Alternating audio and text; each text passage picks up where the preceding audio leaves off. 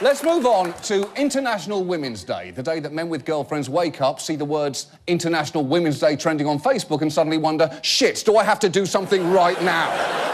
It took place on Tuesday, and around the world, countries celebrated with varying degrees of success. For instance, in Russia, where it's observed as a public holiday, Vladimir Putin went on TV with a message for women.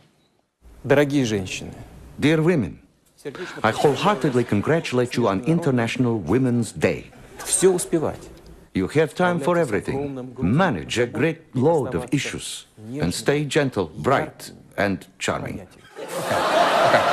First of all, it's a little strange to hear a warm message from a man who looks like he's perpetually crushing a baby bird in his fist. And second, if he's trying to be progressive, he's failing here because managing a great load of issues while staying gentle and charming is exactly the double standard that women are constantly trying to overcome.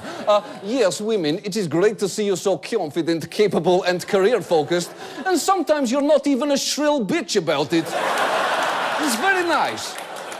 Meanwhile, in Turkey, President Recep Erdogan used his Women's Day speech to make a point you might not expect.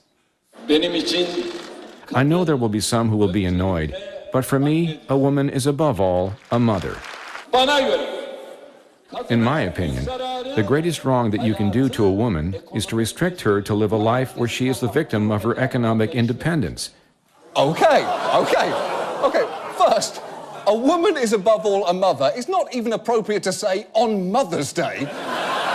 And also, economic independence is far from the greatest wrong you can do to a woman. There is a list that runs from genital mutilation through Nancy Meyers movies that you need to get through first.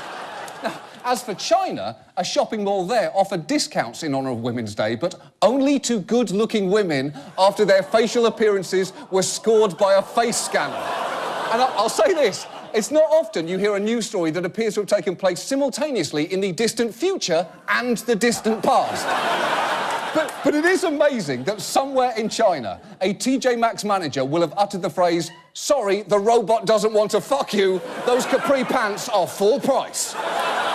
And at this point, you will be glad to know that here in the US, women marked their own day. For instance, Fox News' Greta Van Susteren delivered a commentary in honour of the event. And let me just tell you in advance, if you think you know where this is going, you are wrong.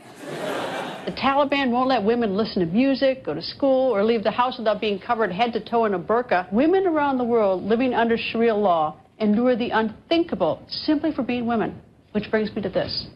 On this International Women's Day Eve, it'd be a good time for us women to recognize that American men, let's give American men a shout out. Yes. Greta Van Susteren marked International Women's Day with a shout-out to American men for being better than the Taliban.